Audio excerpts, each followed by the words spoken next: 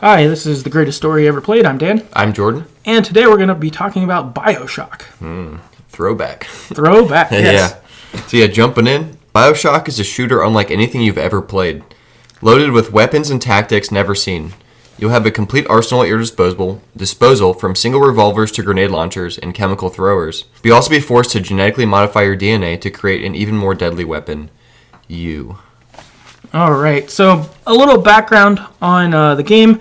Studio-wise, it's developed by 2K Boston and 2K Australia, which this is kind of cool. This has been the first, I think, game we've played that's been developed by two studios concurrently, which I don't really know how that works exactly. Yeah, especially Boston to Australia. It's like, not that the internet doesn't exist. You can just, chat each other on that or like a phone call, but it's pretty far away. Yeah, your meeting times are probably very strange. Oh, yeah, like 12-hour differences. Something like that. But I was wondering, I wonder how that works with, do one of you, do you build the story, the other person's like the graphics team? Or, I wonder how they do that, or if they both do the same thing and they kind of just smash it together. I don't know. I mean, I guess on the other side of that, however they did it, it definitely worked. It's a good game.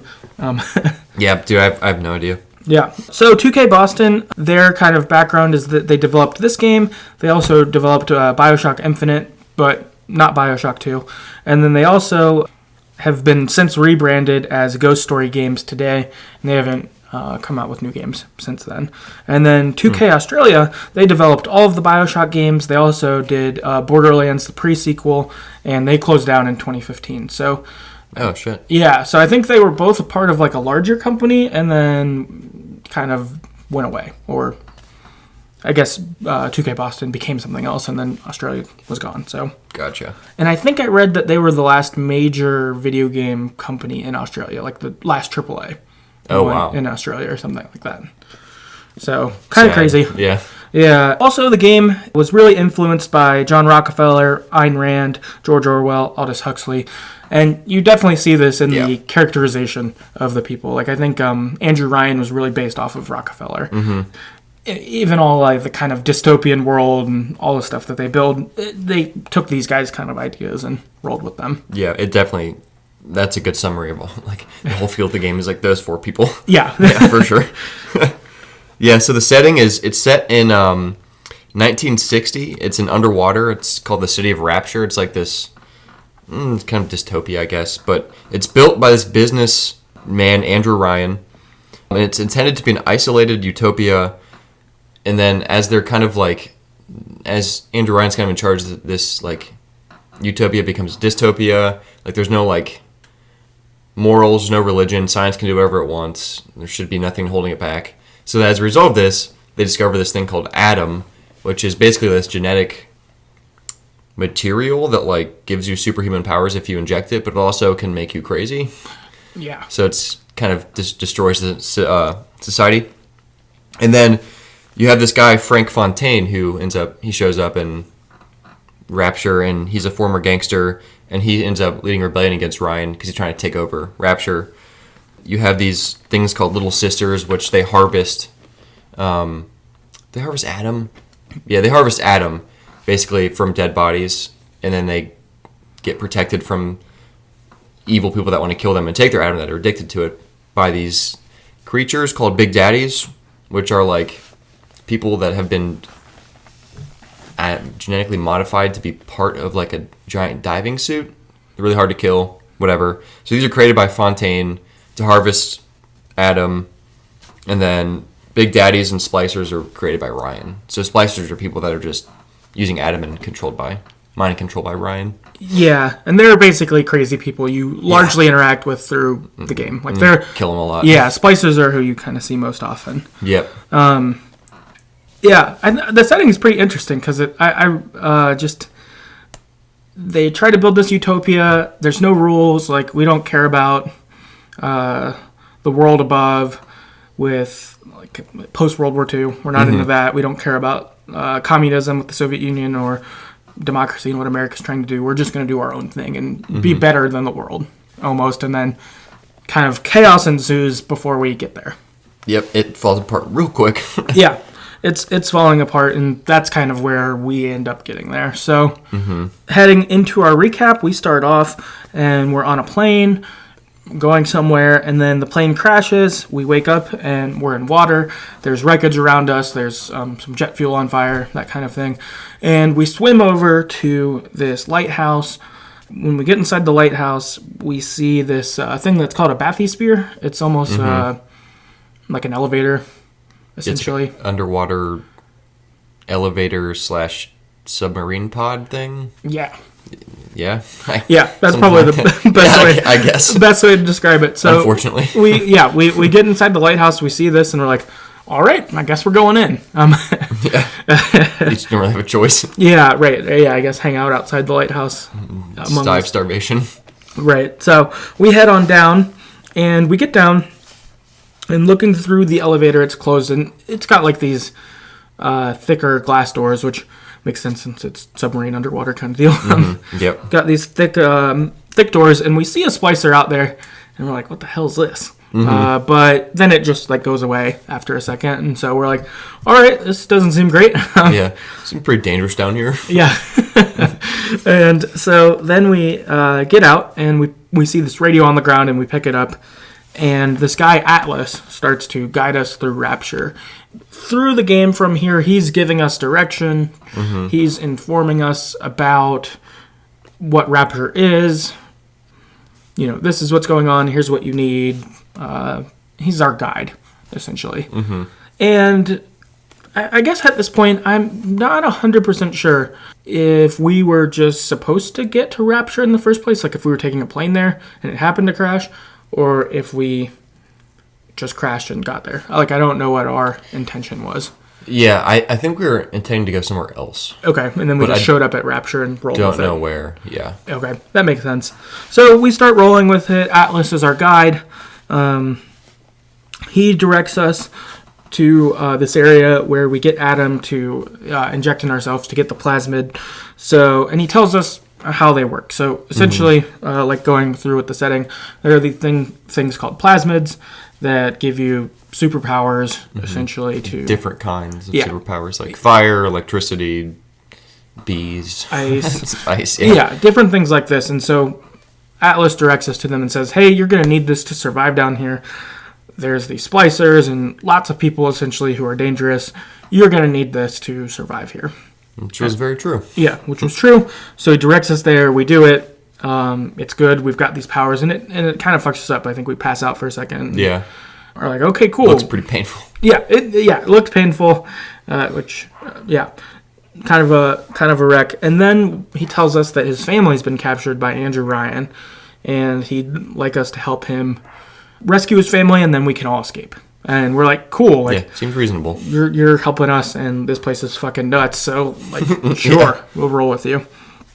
So now we're teammates. He's our guide, and we're teammates. After this, we head into the medical pavilion, and in this area, this is where we really learn a lot about Rapture and kind of get our introduction. So we end up hacking a robot here. Throughout Rapture, there's robots that have like machine guns or rocket launchers on them, like different stuff like that. And so we learn how to hack one. We also learn how to hack, which this is kind of fun. It's an interesting system. It's like this weird flow of green liquid, but it's probably electricity. You have to like match. You have to create this circuit where it like connects from the start to the finish. That's how you successfully hack something. Right. It's a like unique spin on hacking things, which is pretty cool. Yeah, and it looks like water through pipes is how it kind of like looks like. And if you hack properly, then you have control over the robot, or if you end up finding vending machines, which you can use to buy like ammunition or first aid kits or so if you're able to hack them, you can get rewarded for having them, and if not, then you get shocked. You also find vending machines. These are pretty cool. You can get ammo and such, and so everyone that you kill has money on them, typically, varying increments. So you've got this kind of cool banking system amid shooting people. Yeah. It's kind just burking people. Right. So it's kind of funny. You're like, all right, how do I balance my money and my bullets? Because there's not unlimited ammo, and so you're kind of navigating that, which has been kind of fun. You can't necessarily stay with one weapon all the time unless you want to only invest your money into that weapon.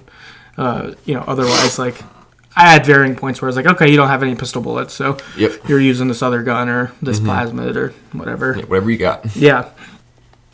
After this, you start fighting through various low-level splicers. What you end up finding out is that there's various kinds of splicers as it goes on. So there's some that like crawl like spiders. Yeah, those are creepy. Yeah, those are creepy. There's other ones that just are like random guys, essentially, who like maybe just have a wrench or something. Like they don't even have a gun. They're easy to kill. And then there's other ones with like machine guns. Those are difficult to kill. There's some that have plasmid power. So there's kind of a variety of enemies you encounter through the game. And some harder ones as it goes, or sometimes there's more of them, whatever. You also start picking up different weapons and finding more plasmids. Your arsenal's kind of getting bigger. Then you end up having kind of a mini boss fight with Dr. Steinman. He's in the medical pavilion, of course, and you fight him and get some rewards for doing that. And then you run into your first choice with a little sister. You find one, and you can choose to either harvest them or rescue them. Yeah, so this is kind of like a bigger theme throughout the game is like, do you save these girls or do you just basically kill them to get more Adam out of them? Right, and so if you harvest them, you get 100% Adam, and if you rescue them, then they don't die, but you get, I think, a third of the Adam. 2/3 maybe? Yeah. It's like 60%. Okay, 70. yeah. You get less. You get less Adam. Yeah. And so that's kind of your debate, because the more Adam you have, the more superpowers you can get, and keep upgrade and stuff. Yeah, keep that rolling. So that's kind of your debate there. At this one, I think I rescued her because there was a lady called Tenenbaum here, I believe, at this point, and she was like, "Hey, could you rescue her? Like, this would be good of you." And I was like, "Okay." Yeah. So I did that. I also did that too. After this, you end up having your first fight with a Big Daddy. So the Big Daddy are these guys in giant scuba suits. Like old-fashioned scuba suits, like metal, crazy diving helmets. Like they have big drill arms. Like the kind you'd have in a fish tank. Yeah, basically. Yep. So you've got that going on. Fight them. They're tough to kill. They got a lot of armor. And when you kill a Big Daddy, that gives you the opportunity then to harvest or rescue a little sister. At this point, throughout the game after this, you run into many Big Daddy fights throughout them. Each level usually has 2 or 3. Yeah, 2 or 3. And from here, this is where I harvested my first little sister here. I think I maybe misunderstood Tenenbaum from the get, and I thought she wanted that little sister rescued as opposed to all of them. Yeah. So I harvested all of them from here on out. Yeah, so I harvested her and got more Adam. And so it's just kind of gross. You pull this, like, I assume you like kill them and rip them open, and you pull out this like water slug thing. It's freaking gross. Yeah, it's nasty. So I feel like I would want to die if that was in me. Yeah, it's definitely nasty. After this, we head to another part of Rapture called Neptune's Bounty. And Atlas is trying to direct you through this area, but a guy named Peach Wilkins won't let you in. Freaking Peach. Yeah. He's this like old guy who... Yeah, he's probably kind of crazy. Seems a little crazy. He's definitely crazy. Like a little kooky, and Atlas is like, well, if you can like bargain with him, maybe he'll let you through. And so he'll like barter with us he'll let us through if we can get him what he wants. Peach says if we can get photos of 3 spider splicers, then he'll let us in. So the ones that crawl on the walls and such. Yeah, just really weird. Yeah, I think the idea is he can like learn about them or something with it. I don't know. I thought it was sort of dumb. Yeah. Bro, just let us in. Yeah. So we go around and we do end up taking pictures of the splicers. We have to kind of roam around this area to find them, take pictures of them, and take pictures before we kill them so we can kind of see them in action as opposed to just being dead. So we do that. Ultimately, we come back. Peach lets us through. But they've got this kind of a courier tube almost that you can send items through, and he makes us check our weapons at the door and send them up to him, and then we'll come talk to him. Yeah, which is never a good sign. Yeah, I could see why he's skeptical, but meh. So we get in though, and of course he tries to fight us, and we only have our plasmids and our wrench. That's kind of our one handheld weapon we could keep. So we kill Peach and move forward. Yep, murk all of his boys. Yeah. Then head to Arcadia. In Arcadia, we're starting to move through there, and Andrew Ryan releases this poisonous gas onto the level. And Arcadia seems to be like the forest level, so to speak. Yeah, like produces all the oxygen. Yeah, I think for all of Rapture. All of Rapture. Yeah. So it's, Andrew Ryan choosing to destroy this is pretty crazy. Like, he's potentially willing to end Rapture to get rid of us. And through this time, Atlas has been radioing us, giving us advice and stuff like that. And Andrew Ryan has started to radio us because he's like, who the fuck are you killing all my people? Like, you're messing Rapture up. Like, are you KGB? Are you, like, U.S. government? What's going on here? Right, yeah. He thinks that someone from above, on top of land or whatever, land people are coming and trying to fuck... people. Land people. Land monsters. Trying to fuck his shit up. So he's not happy with us at all. So he releases this poisonous gas. And so I think we get like some sort of breathing mask to be able to kind of keep going here. And we get to the lab and we see Dr. Langford get killed by gas by Ryan. She was going to help us fix the oxygen and make the trees be able to live. So with this, like, it's called like the Lazarus something. Yeah. Lazarus vector. Yeah. Yep. Right. So it's right there on the page. Yep. Yeah. Lazarus So she vector. gets killed, unfortunately, but we get inside her lab still, and we find her ingredients to fix it. So there's the Lazarus factor, which can essentially set Arcadia back and be able to make everything work. So we then have to head to the farmer's market area to get ingredients to create this Lazarus factor potion of sorts to fix the air and keep us and really Rapture alive. And we do that. We gather all the ingredients, and then we go back to the lab and we release the Lazarus factor through kind of the air system, and it clears up the poison. So we're good. Rapture's all right. Poison's no longer an issue. From here, we head to Fort Frolic, Atlas's direction, and we get stuck because this guy named Sander Cohen has kind of blocked all kind of the entrances, and we're just stuck here. He tells us that he'll let us out, but we've got to hunt down kind of his former friends and take pictures of them. He's crazy. Yeah. He's super crazy. Yeah. Take pictures of their dead bodies because you'll put them on this art piece that he's making, and it'll be like his masterpiece. And if we do that, then like, cool, I'll let you through. So we kill one by one of these people, take the picture, and when we put the picture on his like master art piece he's creating, he rewards us, which is kind of nice. Yep. So you get a lot of ammo or like health packs, different things like that. So that's pretty cool. Kind of helpful. Yeah, kind of helpful. For being a crazy guy, it's sort of helpful. At one point, he like thinks we tried to double cross him, and he like sends people out on us. Yeah. And then we kill all of them, and he's like, "Oh, my bad, I was wrong." Like, bro, come on. Yeah. Just apologize for that. Right. After this, finally Cohen comes to you. We end up in this spot where we can either choose to kill him here, or say like, "I'll deal with you later," kind of deal. What'd you do?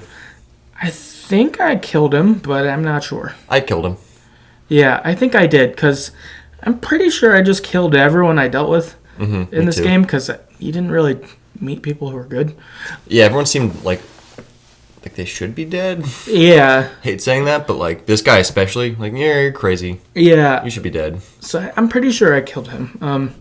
Because I did kill everyone. Something also, this is I guess a side note, but if there are big daddies that are walking around without little sisters, they are neutral. So you can just walk by them. They won't mess with you, but if you try to kill them, then they'll try to kill you. So that was a problem I ran into here, is that I kept seeing lone big daddies that weren't the ones with little sisters. Well, even the ones with little sisters, they won't kill you. Really? You have to like, if you get close to them, they'll like freak out. They'll push you away. They won't kill you until you shoot them. Weird. Okay. I didn't know that. Yeah, I guess you wouldn't, because if you assume they're bad, I would start shooting them too right away. Yeah, I figured. Well, and thinking that you need to harvest or rescue little sisters, I guess you could probably. I mean, it would be way harder, but I guess you could probably play the game without killing any of them. Like if you just left them. I guess you could. You just would, I guess, never have any plasmids, but. Yeah, he'd be pretty weak. Yeah. I guess you could. That'd be weird. Anyway, though, yeah. So you can fight them or not. What's a good advantage of killing them, even if they don't have a little sister, is they have a lot of money. Oh, yeah. Typically, and usually some weapons, but definitely a high amount of money, which is super helpful because you can run out of bullets pretty easy. You've got that. From there, we head to Hephaestus, which is where Andrew Ryan's office is. I think in this time, too, Atlas suggests to us, hey, let's just kill Ryan on the way to rescuing my family. I think what happens is you get to like the sub where his family's being held, and then it blows up. And he's like, yes. he's like real fucked up. He's like, we can go kill Ryan. You're right. There we go. Good yeah, call. so that's like... Yeah, so we're in like process of trying to rescue his family, but the pot where they are blows up. So he's like, all right, let's just get rid of Ryan, and then we can get out of here. Like, we won't let him harm people at Rapture anymore like he did my family, and then we'll both escape. Seems noble. Yeah, and so we're like, all right, cool. Like, let's blow Rapture up, and then we'll get out of here. Move on with life. So we head after Ryan, and we get to this hallway that's full of dead bodies of Ryan's enemies, which was pretty cool. Yeah, they're like pinned up against like pillars, and there's a lot of people. Yeah, some of them are like impaled to the wall. Yeah, just murdered. Yeah, so there's like blood everywhere. Yeah. It's intimidating. Like he definitely did a good "you don't want to fuck with me" stance with this, having this be the hallway to his office. You see that. Ultimately, what you do is you gather some parts to create a bomb that will blow up this like giant lock in front of his office. Yep. You do this. You get inside his office, and Andrew Ryan's on the other side of this like glass wall, and he's like putting Yeah. a little bit, chilling. Yeah, and he starts talking to you, and he says that a man chooses but a slave obeys, and you're kind of like, all right, what are you talking about? Get on with it. Yeah, you're like, this dude seems pretty crazy. Maybe he knows he's gonna get killed, and he says he calls us a slave and says, "Would you kindly?" And he's like, "Would you kindly, roll on the ground?" And we have to roll on the ground. And then he says, "Would you kindly step to your left?" And then we do, like that kind of thing. And he's like, "You're a slave. You're controlled by someone. You don't do anything of your own will. Haven't you noticed?" And then it does this kind of flashback of all these times that Atlas says, "Would you kindly go rescue my family? Would you kindly go after Andrew Ryan? Would you blah, blah, blah."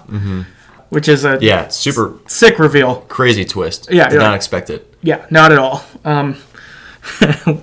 And so then he says, he tells us to kill him. He says, because he hands us the golf club and says, "Kill." Maybe he says, "Would you kindly kill?" Yeah, and then he keeps saying a slave. Yes. Or like a free man chooses but a slave obeys. He's like basically trying to get you to break out of it, I think. Yeah. Or, yeah, I was thinking either that or he's just antagonizing you on his way out. I don't know, because he clearly could control you. Yeah. By saying, "Would you kindly?" Yeah. So I kind of wonder if he was like... Yeah, this part was kind of confusing because... Yeah, he like gives you a golf club and he's like basically tests you. He's like, "Are you going to kill me or not? Are you free or are you a slave? What are you going to do here?" And then he gives you like... You get like 3 hits in on him and then he dies. But... Yeah, maybe he was betting that he could have broke through you. Yeah, which and then... he bet wrong. Yeah. Yeah, so you get the wood kill, and so you hit him upside the head, and his like teeth are coming out, and there's blood, and he's like, "Would you kindly?" Like he's like slurry mouth, concussion speak. He's fucked up. Yeah, you hit him 2 more times. You hit him, and he keeps saying it like a slave obeys, but it's more muffled. It's fucked up. I felt kind of bad. Yeah, me too, because at that point you realize that... I mean, he's definitely not good. He's bad. He's definitely bad. Yeah, Andrew Ryan's not a good guy. But Atlas is like controlling you, which is probably really bad too. Yeah. I don't know why yet, but... It seems worse. After Andrew Ryan's killed, Atlas calls and reveals that he's Frank Fontaine. And that he had programmed you. I was like, motherfucker. And that he's going to run Rapture now, and he basically considered you his kind of ace in the hole. You were his last thing. And so he's like, I constructed all of you. You actually don't have a life besides this. You got created here, or at least brainwashed here. Yeah, actually, I think you're Andrew Ryan's son. Okay. With this random... If you listen to like all the... if you find a bunch of the like diaries or journals. Yeah. Listen to them. You find out that basically Andrew Ryan gets some girl pregnant, and then the baby goes missing. Or no, then something happens where they're going to use the baby to, like, make it some crazy super thing. And then Fontaine gets a hold of it, and then it becomes us. So we're that baby. Yeah. Okay. That makes sense. Yeah. I'm pretty sure, at least. No, that sounds right, because Fontaine made it seem like I raised you like a son, but that would explain it, because I didn't listen to all the diary entries personally. I listened to some of them, but I didn't do a great job of listening to all of them. I got probably most of them. Nice. Well, some are cool, some are just more cool. info. Yeah, sweet. Yeah, I think I should have navigated that a little better. I think because my adrenaline was high from, like, killing people a lot, fair. I think I just didn't slow down as much as I maybe would have. Like, fuck this dialogue. Murk people. Yeah, I think there were times where I was more on that. But so you get this reveal that he programmed you. He's gonna run Rapture now. Thanks, kid. And like, then the office is like exploding. And he's like, I'm gonna take you out. Sorry, it had to go this way for you. But thanks for doing what I needed you to. Like, dude, seriously? Yeah. Shitty. So Ryan's office is exploding, and this little sister sees us and leads us to safety through this vent. And she's like, "Come here, mister," and like leads us away. Yeah, she's like a healed one too. Yeah, a healed little sister. I assume the one that you healed at the very beginning. Oh, maybe. I assume. Yeah. Because I didn't heal any other ones. Yeah, it was a little hard. Well, but then when you're down there, you meet more. That's true. So, okay. So then after this, you are in Tenenbaum's hideout. There's actually several other little sisters here at this point, and they seem like nice little girls, kind of. So it's pretty weird, because the little sisters, when they're with the big daddies, they're, like, they look possessed. They got, like, yellow eyes and shit. Mm-hmm. And aren't coherent seeming. Yeah, they're like possessed is the best way to describe it. Yeah. Yep. Whereas these girls are just like any other little girl, normal little girl. So Tenenbaum, though, directs you to go look for this lot called Lot 192. This is this potion that will essentially get rid of your programming. That it's kind of the backup plan to restart you, essentially, so you can be just a person and do what you want. Yeah. Which is cool. She directs us how to do it. As we're going on our search for this, Fontaine calls us over the radio. Yeah. And lowers our health. And it's kind of crazy, because it's not this, but it's saying something like stop, and your like heart gets weaker. Yeah, like the screen gets really red, and you're like, oh man. Yeah. I'm having a heart attack right now. Yeah. So it's pretty crazy that his programming is so extensive on you that not can he just say, would you kindly, and get you to kill people, but It could make you kill yourself. Yeah, like, it could make your you body stop working. Yeah, it could just be like, done, and you're just over or something like that. It's pretty wild. Yeah. So you're in this pretty big tension. You're like, all right, I got to get myself cured before he kills me. And then go kill him. And fight anyone I see along the way. And murk everybody I can. Yeah. So then you end up finding the first dose of Lot 192, and you do it. But the side effect is that your plasmids rotate. You don't, like, before this, you have, an inventory of how many plasmids you have at a time. Instead, here, you only have one, and they just are random whenever they want to change. Every 2 minutes or whatever, they just change. So it's like, okay, we got the bees. Okay, well, now you're to telekinesis. Yeah. And this is tough. You can't choose which one to use. For me, at this point, I'd had a couple that I liked and used, and then there were the other ones. And so when I had the plasmid that I didn't use, that was hard, because at this point I was using the plasmids quite a bit and using my weapons less. So I had to, if my plasmid was bad, it was using way more firearms for me. Yeah, I think I tried to do kind of a balanced approach. But at this point, too, in the game, because I don't think I'd bought the freeze one yet, but after it got rotated through my thing here, and then I bought it because I thought it was really good. Yeah. So I got that one, which was pretty sweet. I think that's what happened to me too, actually. Yeah, it's like, this is useful. Yeah, I don't think I'd bought that one yet either. So that's kind of wild. Then you head to Suchung's office in Apollo Square, and you find the next antidote there. You do it. Cool. You are free of this programming. You're good, and your health restores to like the amount it was at. So Andrew Ryan, or not Andrew Ryan, Fontaine actually shrinks your health bar. At first, it was like if you were at 100%, and he moves it down to like 70% or something, like 60. Like he makes you less strong, which was kind of wild. Yeah. That, this section of time felt pretty dangerous. It felt like you could die. If we don't, like, there's some like unseen timer going off in the background. Right. I'm sure there wasn't, but it really did a good job making you feel like your time's really limited. And having to rely on either what plasmid you had at the moment. Yeah. Or like, all right, cool, I'm just going to have to gun these guys down. Like, I felt a lot more constrained. They did a good job here. Mm-hmm. After this, we head to Point Prometheus. And what we're going to do here is gather supplies to appear as a Big Daddy. And this seems to be where the Big Daddies are created. Mm-hmm. So we go around, we find some pheromones that make us smell like a Big Daddy, which is what attracts the little sisters to us. Because you need them to be able to, I don't know, essentially get the atom you need. Yeah, and at this point, too, you're kind of like going through and you have to get like the suit, the boots, the gloves, the pheromones, the helmet. Mm-hmm. And change your voice. Yeah, change your voice, which is like crazy. Mm-hmm. So at this point, Fontaine's kind of like telling you like, oh, you're going to get double-crossed again. Tannenbaum's not what you think she is. She's going to mess with you here. So I was kind of hesitant to do this because I was like, what if she's just making us into a Big Daddy? Because it's like punishment for killing all the little sisters. Oh, yeah. I was like really, really anxious about that. I think I foolishly trusted her. Yeah, I definitely didn't. I mean, there's no option not to do it. But. No, I think I felt more trust in her, which is retrospectively kind of dumb. So I trusted Atlas, and then he got me into this shit. Yeah. But then when she was like, okay, we're going to take that guy down, though.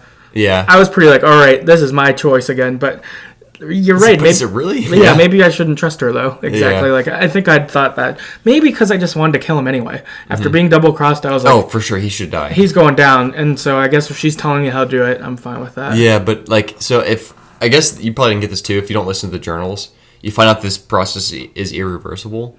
So you're like... You're a Big Daddy forever. Basically. And, doesn't happen that way in our case, but if you go through the real process, which I thought we were doing... It's like, it's a one-way street. Oh. I was like, I don't know. Do I really want to do this? Okay. I don't really trust her. I didn't have the stakes as high as that. So I think I trusted her a little more because she had clearly sent a little sister to save me and was telling me how to not be programmed. So I think those things got me like, I'm in. Which are good, yeah. But I didn't know it was irreversible. Mm-hmm. So that... Which we didn't go through the actual process. Right. But I thought we were going through it as like the player playing. Sure. Like, this seems bad. Yeah, no, definitely. But there's no choice, so I'm going to do it. Yeah, so that's pretty wild. You go collect all your stuff. After this, a little sister ends up leading you to your next location to kind of head towards Fontaine. As you head through the way, you're gathering more Atom to basically get ready for this final showdown. And there's a little sister that's with you along the way, and you need to protect her as you fight varying people. So you kill people. I guess this happens here, but I didn't mention it earlier. There's like security cameras around throughout all the levels, and if you let them see you, they can send these flying robots after you. Like... You don't want to get spotted by cameras. It's super annoying, It gets annoying, and it can cause you to die because chaos could ensue really fast. So you want to get that shit right. But she, in these, triggers the cameras, but you don't. So, like, if you were just walking around, it's okay. So you don't want her to trigger them. So you've got to be pretty mindful of getting the cameras, killing the people, all that. So you do this, you protect her, and then you get to this final vending machine spot. You get all the Atom you can. You upgrade yourself as much as you can. You buy all the ammo you can. Like, you're going to take this elevator and shit's going down. Yep. Final fight. Final fight. We take the elevator up, and we've got this showdown with Fontaine. And I would say in typical game, you get a pretty epic boss battle to kind of wrap it up. So you fight Fontaine, and you go through 3 rounds of fighting him, where he has a different plasmid as kind of his main ability. You fight him, he's with fire, he's got ice, and then he has electricity. And you go through these rounds, and when you defeat him, he ends up pinned to this like pole thing, and you stab him in the chest with something that takes his Atom. Yeah. essentially. It's like a IV that takes Adam almost. Yep. And so you stab him with that. He's a little bit weaker, but then he like breaks out of it, and then you fight him with the next skill kind of thing. So you go through this pretty big battle. It was a long battle. Yeah. It's a very extended fight scene. And you're fighting him, and you're even having to kind of adjust what you do because he's got these different skills. So it's like, okay, I can't only do fire or something like that or whatever. You're kind of having to adjust your fighting style with what he's got too, even, and all of that. Luckily, you are filled up with weapons and stuff. Hopefully, at this point, so you know. If you're not, it's your fault. Yeah, right. Since you had all that stuff before, but so I was like tossing grenades everywhere and shooting fire and bees and. Machine gunning them and everything. The bees, dude. The bees. Yeah. So you go through this round. You ultimately fight him all 3 times, and he's weaker and getting progressively angrier at you, as you'd kind of expect. Yep. And there's this point where you get thrown down on the ground, and he's coming towards you. And then a little sister comes out of nowhere, jumps on his back, and stabs him with one of these IV things, taking his Adam. And then a bunch of little sisters all show up, and they all start jumping on him, stabbing him with the IVs. And are like, "You're a bad man," you know, that kind of stuff. Steal all his Adam. Yeah, steal all his Adam. Boom. The wrap has come. Essentially, here there's a quick post-credit scene after this, but that's like your last thing you do yourself. You get a couple different endings triggered. So before we actually get into what the endings are, we're going to share kind of what we did through the game, which we hinted on some. But so I, with the first little sister I encountered, I spared her because Tenenbaum asked me to. I thought, sure, that's fine. Like, I want to do right by you.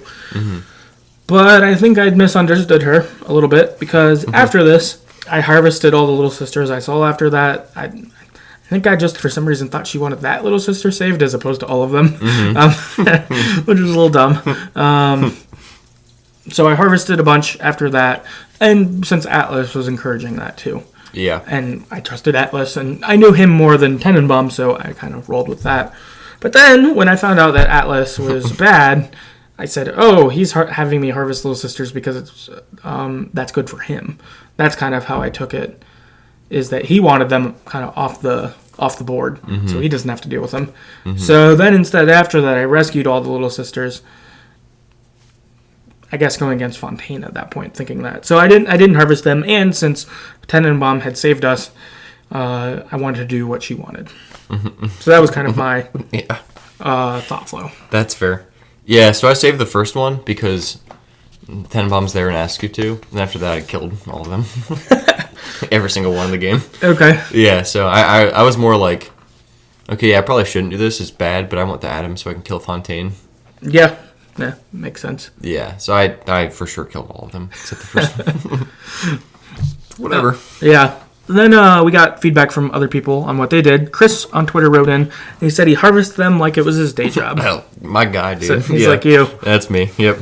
We got Tad on Twitter says, saved them on my first playthrough and harvested them on my New Game Plus.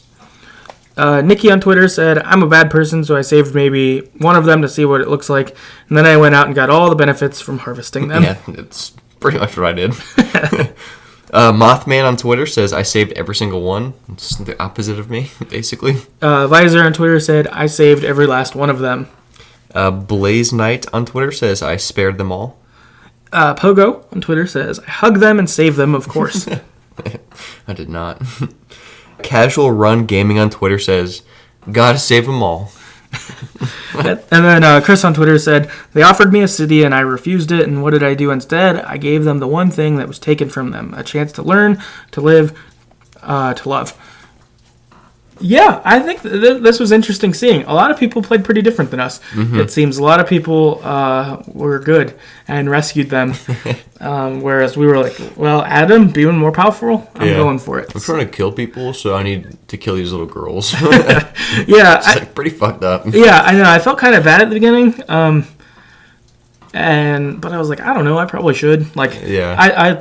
I trust Atlas. I think that was kind of my thought. So I feel like after playing this game and hearing what people do, I feel like I'm just trusting of whoever I was talking to, which this game shows that you shouldn't do that. Yep, for sure.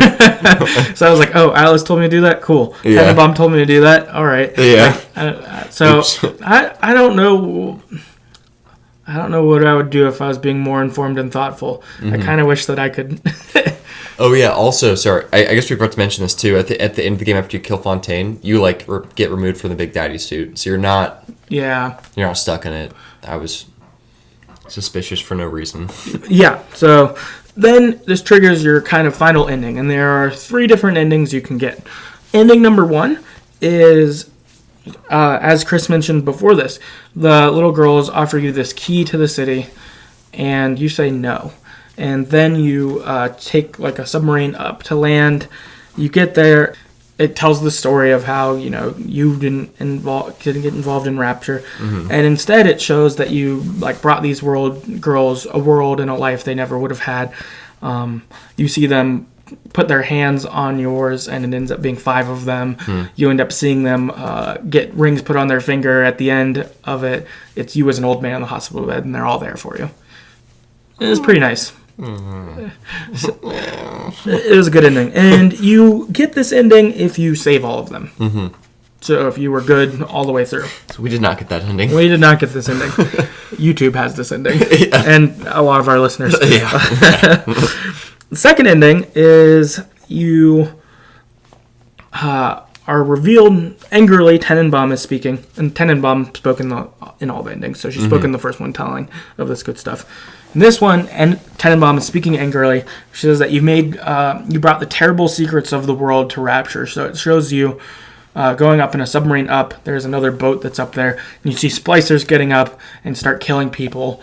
And then you see a nuclear bomb, and it's like you essentially ruined the world and Rapture by becoming the monster that you always were created to be. Awesome. Yeah, and she's pissed. Yeah. The ending number 3, you get the same sequence and same words being told to you. Oh, ending number 2 is also if you kill all of them, or if you harvest everyone. Basically, kill all of them. Yeah, kill all of them. Ending number 3, you reveal that you brought the terrible secrets of the world to Rapture, nuclear, all that stuff. But instead, Tenenbaum's talking to you, and she's sad about it, that you became this monster. Her voice is disappointed, sad sounding. And this is if you killed some of them, and if you harvested some and saved some. So this was the ending I got, and I think the one you got, since you because I saved the first one. That's kind of a bummer. I think that when I got here, I was kind of mad that my ending wasn't different on attempting to being reformed, at least. Like, I thought I was changing, but I don't know. I think retrospectively how I handled all of the Adam stuff, I don't know. I wish I would have probably committed more either way. Yeah, because you would have gotten the same ending at that point. Yeah, and that's one of my general thoughts, I guess. Yeah. About it is like the consequences of saving and harvesting girls is like not. It's not that crazy. Like, at the end, you get, like, a 2-minute cutscene. So it kind of sucks to see that. I was like, oh, yeah, fuck, I destroyed the world. Cool. Don't really care, though. Yeah. So it feels almost like they forgot that they had those choices throughout the game. And they kind of just threw it in at the end. Like, oh, yeah, if you do this stuff, then this bad stuff happens. Yeah, I wish that the third ending was more nuanced. Maybe that would have maybe been helpful. Yeah. If there was like a little bit of a medium. Yeah. I think that I guess the thing I would wonder too is that like since we both harvested it, we were pretty powerful. And so I felt like I didn't have a lot of trouble fighting. I think I played on easy also, so I played on like one of the lower levels. But fighting wasn't terribly hard because I ended up having a lot of Adam even from harvesting half of them or whatever. Like, I still had a lot of Adam, so my abilities were pretty high.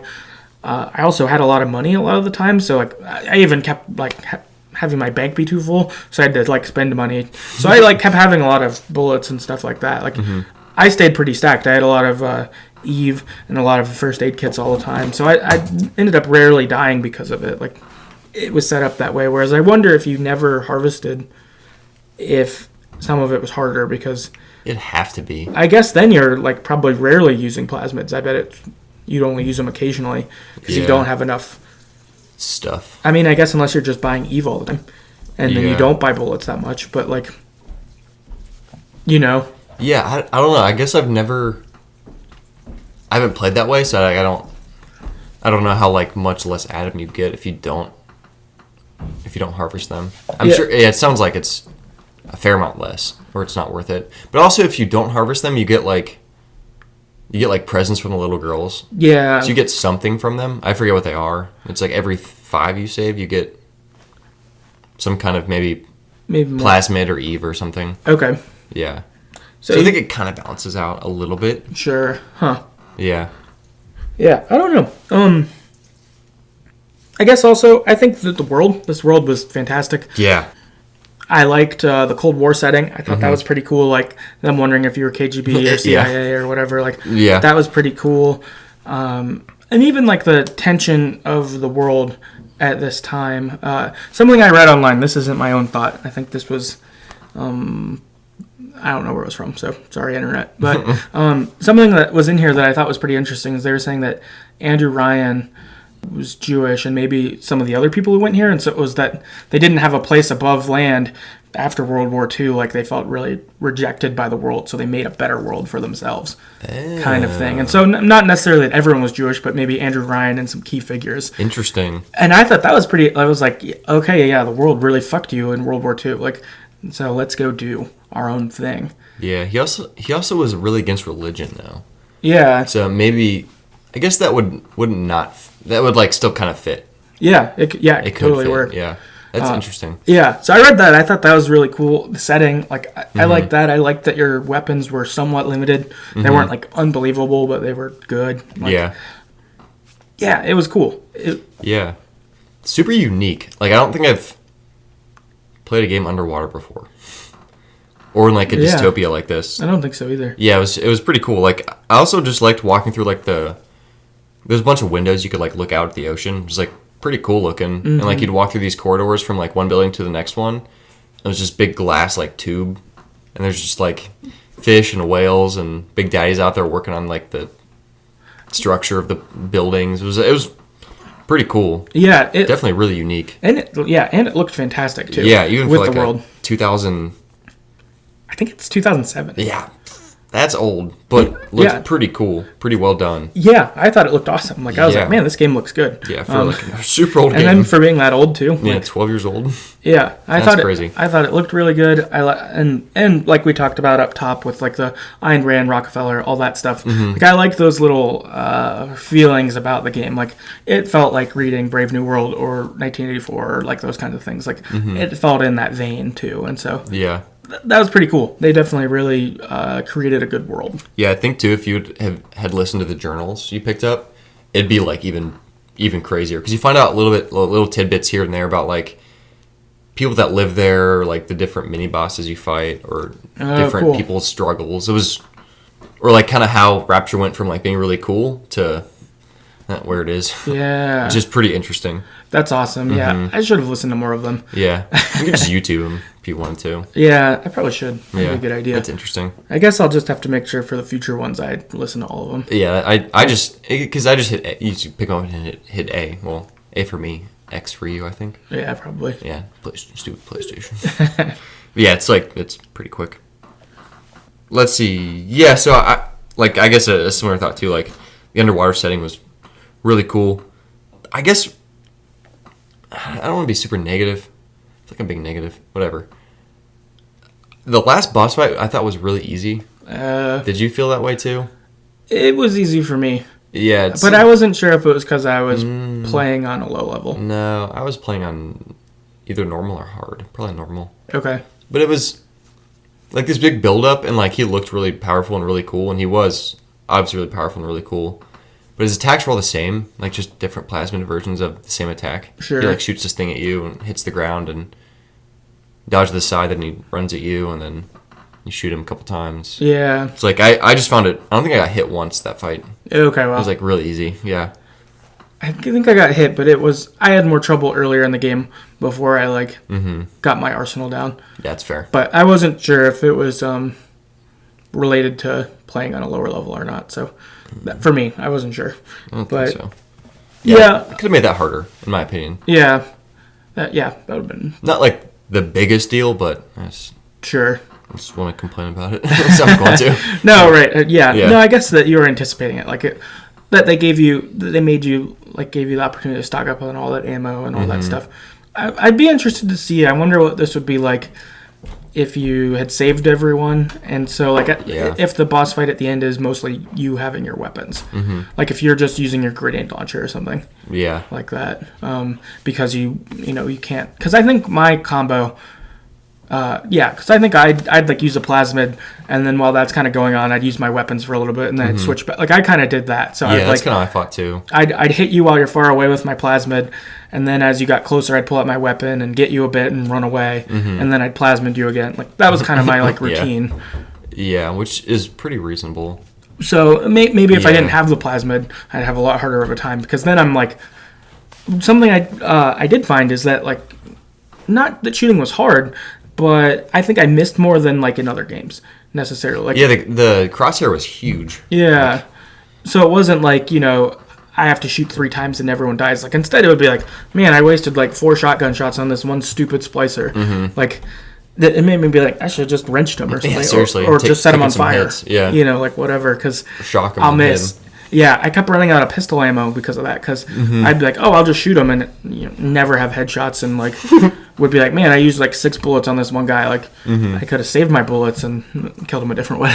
Yeah. Kind of thing. So I bet this would be hard if you had to only stay harder with only your firearms. Probably.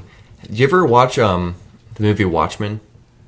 No. Do you know the main superhero guy in that movie? He's Mr. What's his name? Mr. Manhattan? Dr. Manhattan? Dr. Manhattan. Yeah, Frank Fontaine looked just like that at the end of the game. Oh, cool. Yeah, so I was expecting this dude's about to kill me, but he didn't hit me. So right. Yeah, so I guess I don't know. Maybe I should have played on harder. I don't know. Yeah. I'm just really good at video games. Who knows, dude? Yeah, so that's probably it. Yeah. I guess to add one more somewhat complaint too is I wish that there was a screen that you could navigate your plasmids better, your upgrades, because when I was playing I'd buy an upgrade slot and then it would be for something that I already have 2 empty ones for, and I was shit, I would have wanted to buy a plasmid that fit that one then instead, or that kind of thing. So I wish they would have done that a little better, just with how different RPGs I've played. Your skill tree essentially is way easier to navigate. And this one, it's not the same exactly, but if it would have been a little more clear how it went, that would have been helpful. And I would have liked that. I totally agree. It was really hard to tell even what you had equipped. And you couldn't tell until you go to this gene bank thing, which you randomly spread around the world. Right. So yeah, it definitely could use improvement, which I think they improve it going forward in the other games. That's good. Which, right. And maybe that was one of those things after game 1. They're oh, we should have made that better. Yeah, that was pretty bad.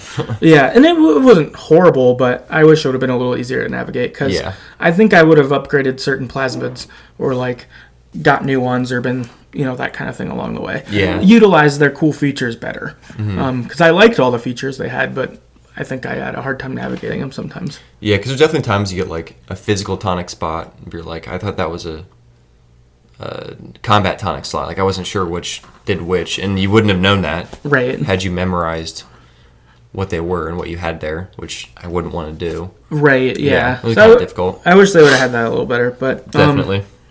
Another thing, this is more positive, but this is the first shooter that I've played in a long time, and it was really fun. Yeah. I don't know the last shooter, definitely not a shooter campaign style, but even online shooters, I haven't played those too much in a while either. Almost all the games I've been playing have been more third-person games, kind of thing like that. So it was pretty fun playing a game of this style again. And yeah, it's a good good mixture between first-person shooter and kind of RPG.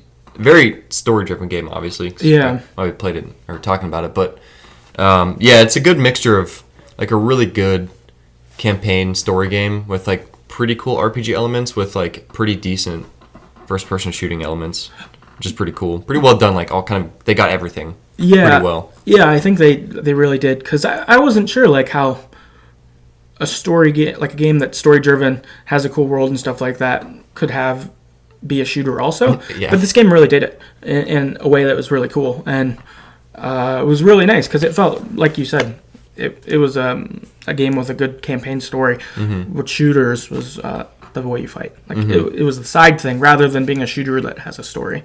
It felt the first way, which was cool.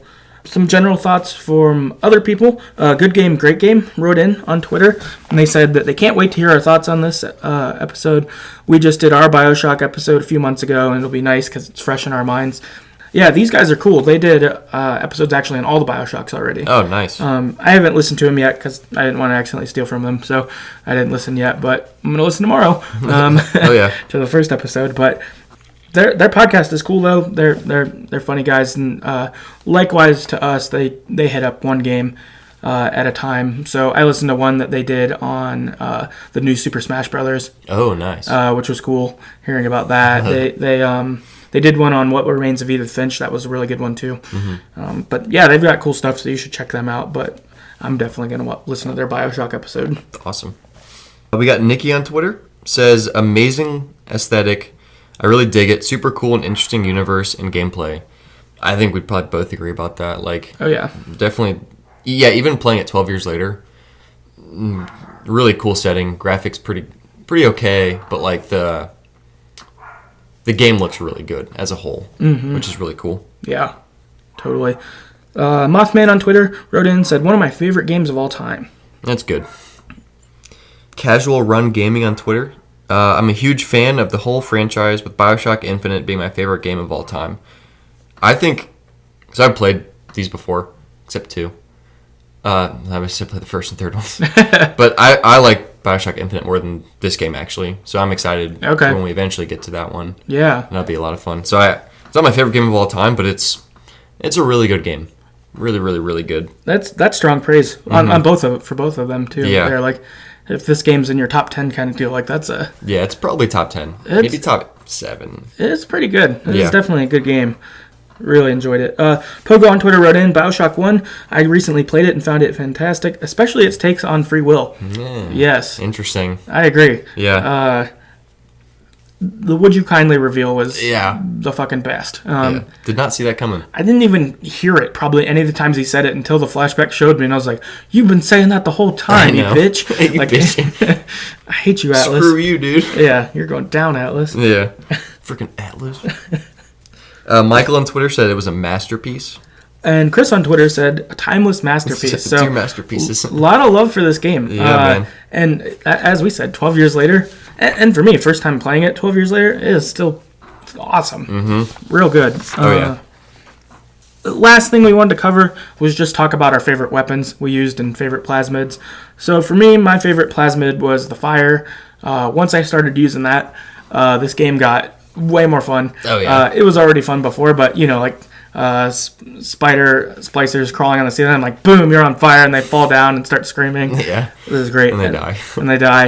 And then the damage just keeps going. Like sometimes they end up trying to fight you, but a lot of it's them running around like, I'm on fire. Yeah, and you're like, yes, you are. Yeah, I did that. Your boy. Your boy. So I used fire, and then machine gun was kind of my main weapon I'd use there. I found, for me, using the machine gun on the big daddies was especially good, because you can use your plasmids on them, but since they're in that big suit, it doesn't really hurt them too much. So machine gun was my friend. Yeah, I definitely also like the fire a lot. Incinerate, I think, is the technical term for it. Whatever. But yeah, I loved Incinerate. I got it upgraded all the way up, and me too. Used it probably on everyone all the time, which is really sweet. And then I actually use the shotgun a lot more than the machine gun, because I would incinerate, then shoot them once with a shotgun, and then they were just dead. Wow, that's really sick. Quick. Yeah, good combo. Super easy. That's sick. Yeah. Nikki on Twitter, she wrote in and said, let's just say if a game lets me have firepower, I don't say no. Also, I rarely choose to say no to close combat. Wrench emoji, wrench emoji, wrench emoji. Yeah. I liked hitting people with the wrench too. Yeah, I used it too a fair amount. That and the shotgun. I guess I like close combat too. Tad on Twitter says insect swarm and shotgun. I like the insect swarm too. That's probably my second or third favorite plasmid because you didn't have to like look at them. You could just like be behind a wall and just shoot them out, and like the bees would kill them. That was nice dealing with splicers when you were like low level health. Yeah, it's like they'll kind of do some work for you while you like try to figure it out. Mm-hmm. That was one I think when the plasmids were shifting. I think that's where I found that one, and was like, oh, this is pretty good. Yeah, it's very useful. Yeah. Mothman on Twitter wrote in and said my favorite is either Incinerate or Winter Blast, and I favored the shotgun. So a lot of shotgun love. Yeah, I like Winter Blast too. It was really cool. Casual Run Gaming on Twitter says I like the shock and shotgun combo. That was really good too. Like because when you shocked them, they'd be like kind of frozen there for a second, getting shocked. Yeah. And then if you hit them with a wrench, it like killed most of them in one hit too. Oh, that's good. So yeah, it was that or the shotgun's probably a really good combo. Yeah. I liked shocking the water. It would shock a bunch of dudes. That was the nice thing with the fire. If you lit them on fire, if there was water on, they'd jump in the water. And you could shock them. It's like, well, you're dead anyway. I should have done that. Yeah, they did it all the time. I'd let them on fire, and when they're like getting wet, and I'd just shoot them in like the head. Yeah, same thing. Same thing. It's shot combo. One's a bullet, one's a shock plasmid. Yeah, it's fun. Dave on Twitter wrote in and said, "Love the electroboat, crossbow, and grenade launcher. Were badass." Yeah. Did you use the crossbow at all? A few times. I didn't ever get good at it. Dude, I would always use the trap bolts and shoot them right at Big Daddies, and it would freaking ruin them. Oh, nice. Yeah, it was took 5 crossbow bolts. That's awesome. Yeah, it was crazy. Last up, we got Chris on Twitter says, so many plasmids, so many that are my favorite. I agree. If I at various points was super into Winter Blast or Incinerate or Insect Swarm, or I got really into the security thing too, where basically you'd shoot someone with this blue ball that made them a target for security cameras. I do that all the time and just mess with people. That was really fun too. That's awesome. Yeah, they had a lot of really good plasmids, really useful ones. Yeah, they did a good job with that where it didn't you didn't get in a spot where we had favorites, but it wasn't I only used this thing. Yeah. Instead I rotated through things. They kept all their fighting abilities interesting enough that it wasn't I never used plank or whatever. So I thought that was cool. Definitely. Yeah, so I guess that wraps up BioShock for us. If you've got other thoughts on the game, please write in to us at TheGreatestStoryEverPlayed at Gmail or on Twitter at StoryEverPod. Also, Games and Groceries had me on their most recent episode to talk about narrative games. I think that will come out the day before this one comes out, so it should be out now. I'll send it out on Twitter and stuff like that, but definitely go check that out. That was fun. Talked to Adam and Liz. That was a lot of fun, so definitely go check that out. Definitely check that out, and yeah, we'll see you next time. Later.